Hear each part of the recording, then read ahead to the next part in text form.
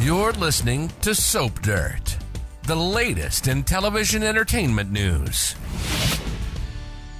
Hey there, Bold and the Beautiful fans. It's Belinda from Soap Dirt, and I've got a special November Sweeps prediction edition.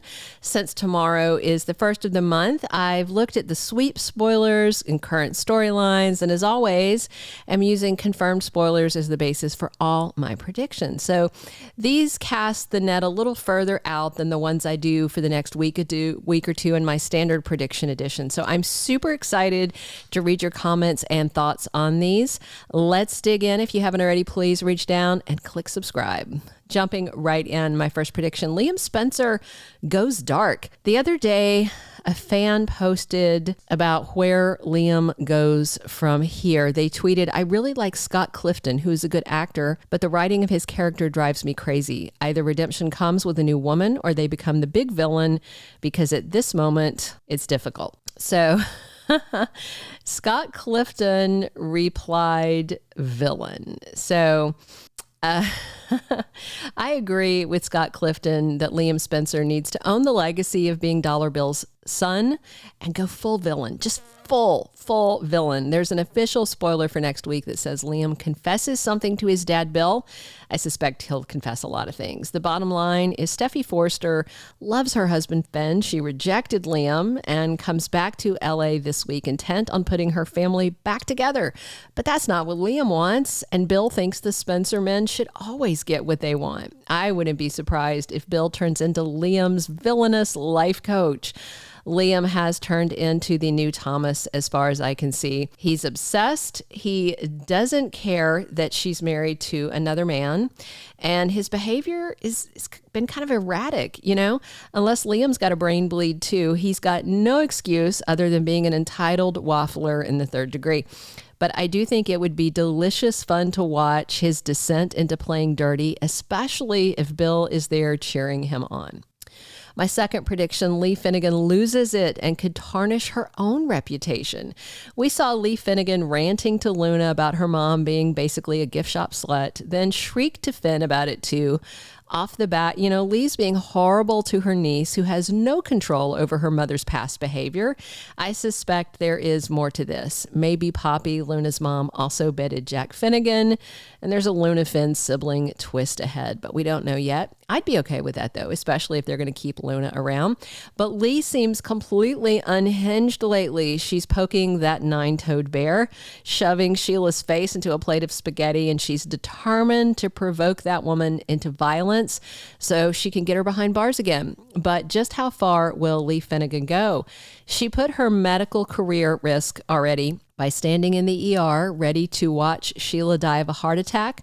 That nurse could have reported her for negligence, and then Lee raged at Luna and Finn about how her sister humiliated her at the hospital. But Lee seems like she's about to embarrass herself and ruin her own reputation if she doesn't calm down. Of course, Lee's rage at Sheila is understandable. That woman almost killed her son Finn and tried to kill her too. Remember, she ran her off the road. But Lee needs to take a step back and be a little more sly, a little more strategic, so she doesn't ruin her own life while trying to destroy Sheila and punish Poppy and Luna.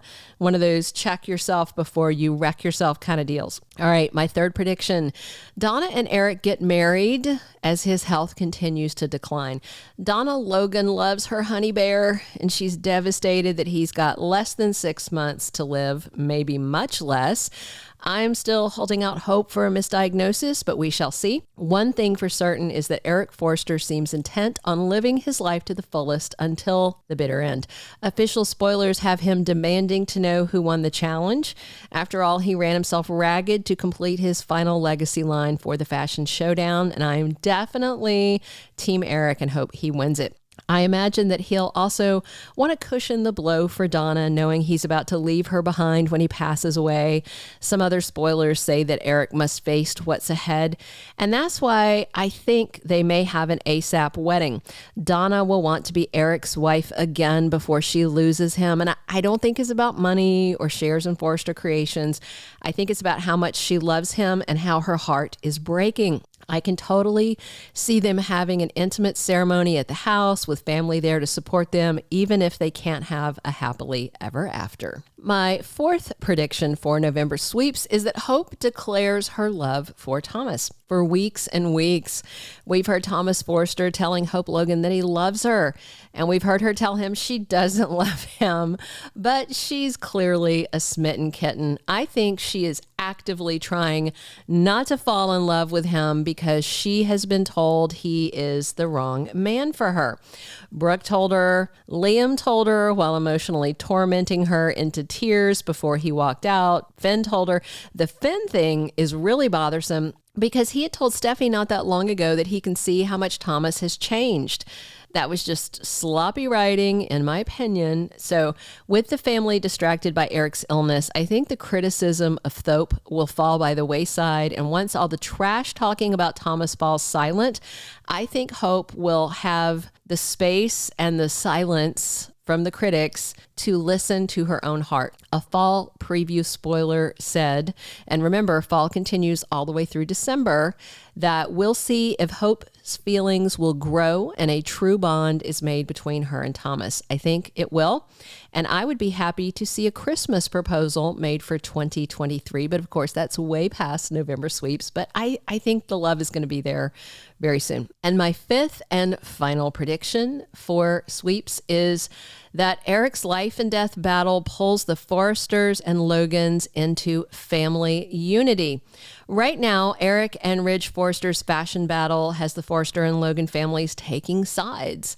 Of course, Donna and Katie are on Eric's side because they like him better, but also they know that he's suffering from a terminal illness and doesn't have long to live. Meanwhile, Brooke Logan is Team Ridge because she's a total simp. Nonetheless, all of that will fall by the wayside once everyone knows the truth about the battle Eric is facing. On Tuesday of this week, official spoilers say RJ cracks under the stress and tells his mom, Brooke, that Eric is sick. Then on Wednesday, Ridge gets life-changing info, and I'm betting that Brooke tells him that day that his father is ill. And then on Thursday, the fashion challenge winner is revealed. Again, Team Eric on that. With the showdown behind them, though, the family can focus on how they can help Eric as he faces this dire diagnosis and prognosis. Of course, Bold and the Beautiful still hasn't bothered to tell us exactly what is killing him, and that's kind of annoying. So B&B spoilers for next week have Ridge asking questions about his dad's illness, and maybe that's when we'll get the answers we deserve. In the end, I expect all of the petty stuff that's been going on will end as everyone focuses on finding out whether there's a way to save Eric's life or spending time, or they figure out ways to spend time with him before he loses his battle with this mystery malady that promises he'll die within 6 months or less. One last quick thing before we go, because it's very germane to this Eric storyline. I've been telling you guys for a while the John McCook contract news was fake news. And guess what? Somebody called it out as being fake news. And the writer that wrote the article that started all of this came out and she admitted that it is fake. She said, and you can see this up on the screen right now, I can confirm the owner of the site encouraged me to write it, and it is completely made up using the 2017 interview when he signed his last contract. She continues saying it's absolutely not true. After it all went down, I quit working for them. She named the site, but I'm not naming it. I've blocked it out because I'm just not going to go there. She said, partly because the owner is a rude person and partly because I do not like writing obvious lies as truth. This site, as I've told you guys before, encourages writers to write fan fiction for clicks, and now they're exposed. And TV Insider listed this site as their sole source when they published it, and then other legit sites published it citing TV Insider.